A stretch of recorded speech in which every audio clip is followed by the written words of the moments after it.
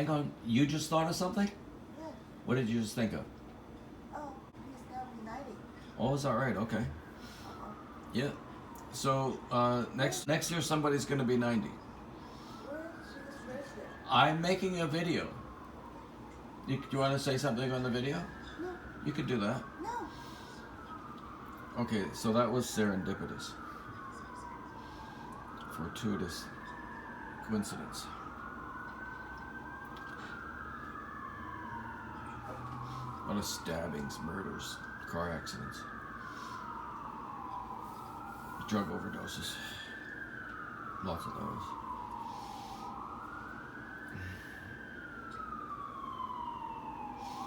Yeah, you spend half your life listening to sirens going off, and a good 20% of them are drug overdoses.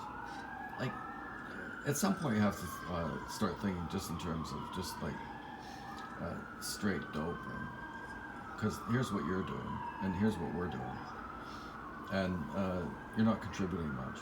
I think that you could. Personally, I think that you could contribute a lot. It's not being asked; it's being given to easily, like without even any intention of doing anything better. Like, it's not being managed well. Let's face it.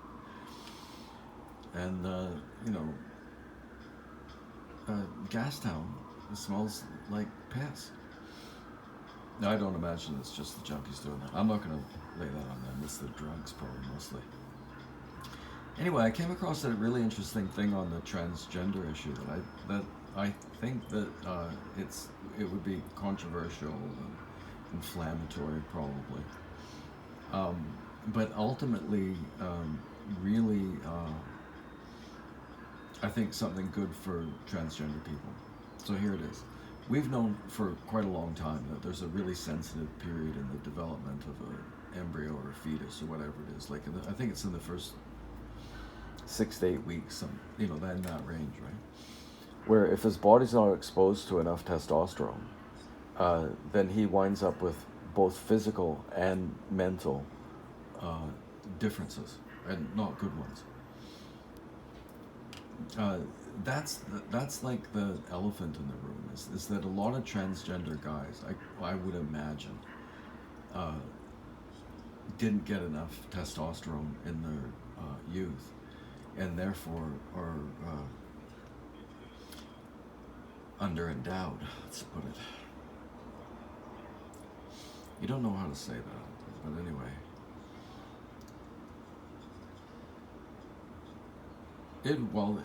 The thing is, it would be honest just to go, okay, yeah, they don't have normal size genitalia, and that would be one of the reasons that they would think of themselves as transgender. And there's a lot of things that testosterone does for you. It's really important for your health in a lot of ways. But it makes you feel a certain way, right? And it's related to your attraction to women as well.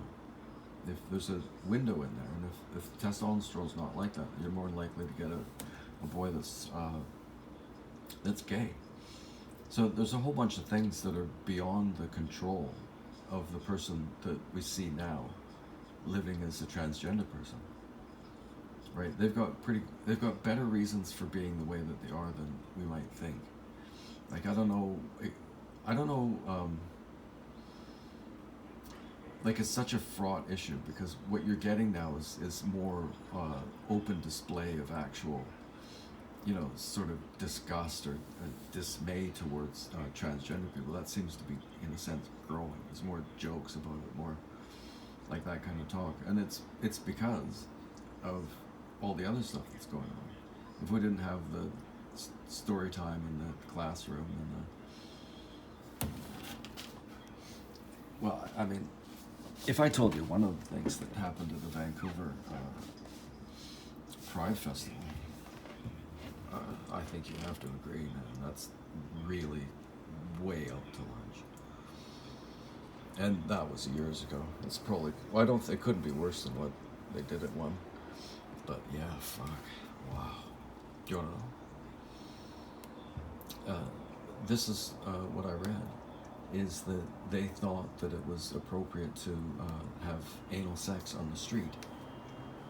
so that people could just get used to. That would help people to get used to the concept of what it is, and for that reason, accept them, understand them a bit better. I'm not kidding, and they did it, and they also did it in front of kids. That's the story as I remember it.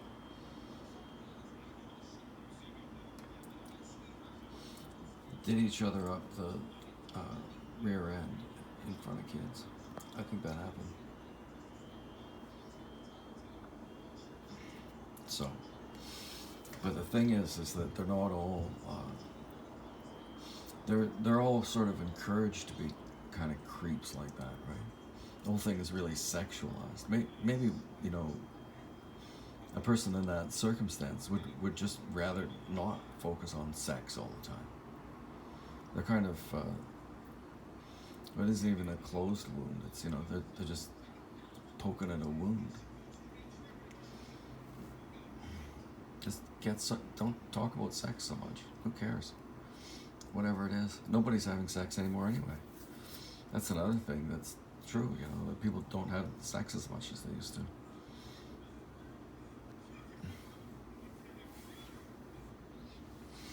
It's serious danger of depopulation. I mean, it's maybe that's good for the environment. People might think. I bet it won't be, but um, yeah, we're headed for a population collapse.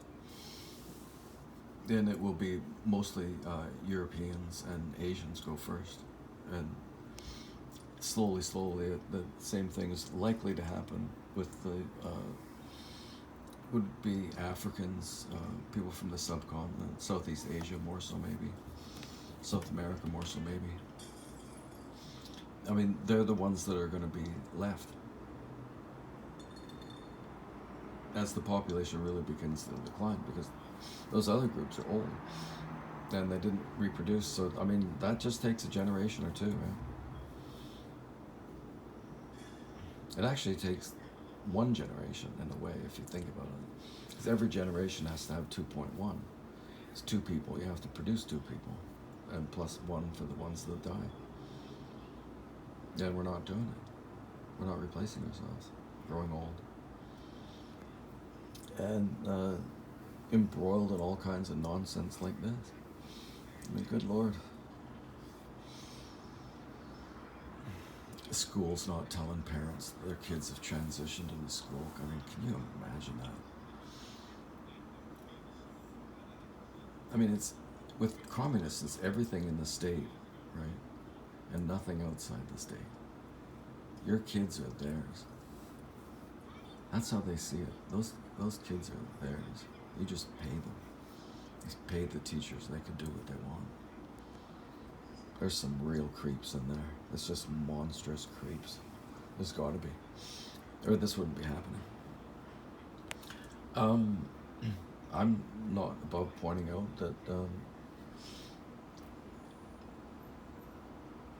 this collapse, this derangement of the educational system,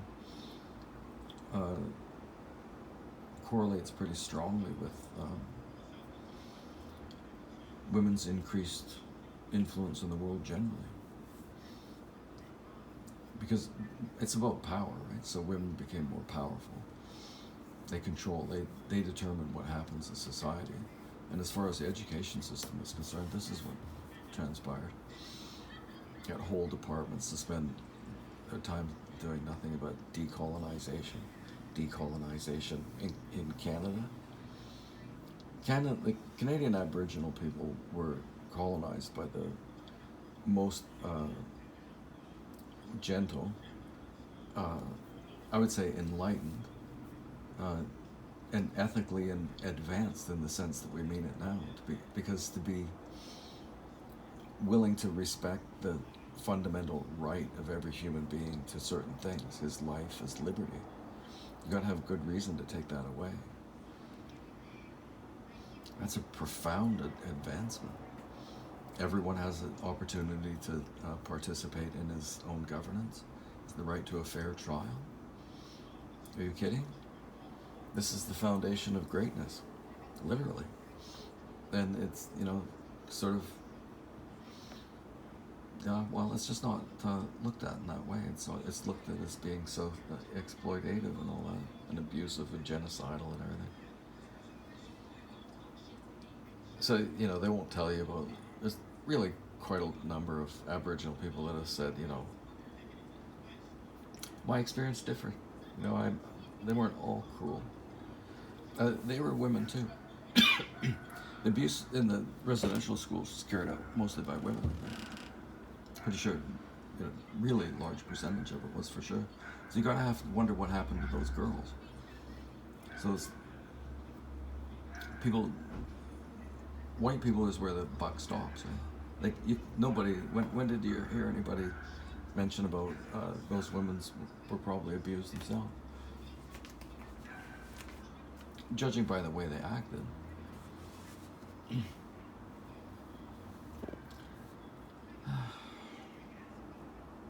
I don't think they were all that much older than the students either.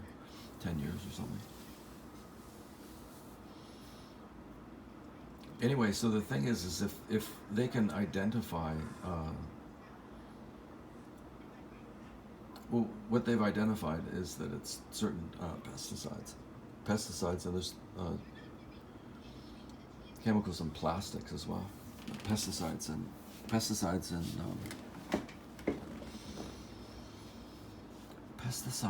and fertilizers. No plastics. Probably fertilizers as well. But yeah, plastics and pesticides. And drug abuse and obesity and sedentary lifestyle and cigarette smoking. And there's a whole litany of things that's causing it. Right? A lot of it kind of self-inflicted.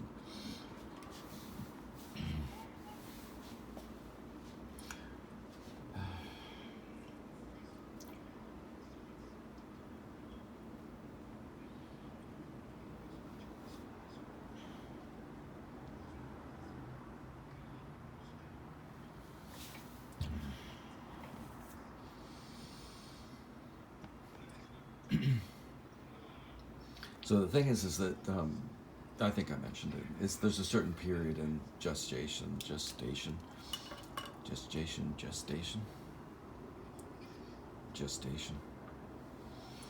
where the baby needs to come in contact with testosterone, or he has physical problems and also problems with the way that he experiences himself. Although I don't know, that part's well, it's obviously more tenuous, right? But it's interesting, and I think that well, the truth is the best antiseptic. Right? I don't know if that's the expression, but yeah, the truth is always it. If there's stuff in the pesticides and plastic that it's causing this to happen to people, I mean, why wouldn't you be worried about it? It's a horrible thing to happen to a man. And it's not the best thing to happen to the women around him. Like, it's just a loser's game all around. You would think that people would be interested in that.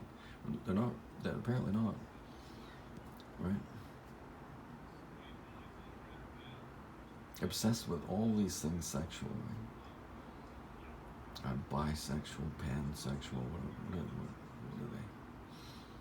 they? Distinctions hardly without a difference, or who cares?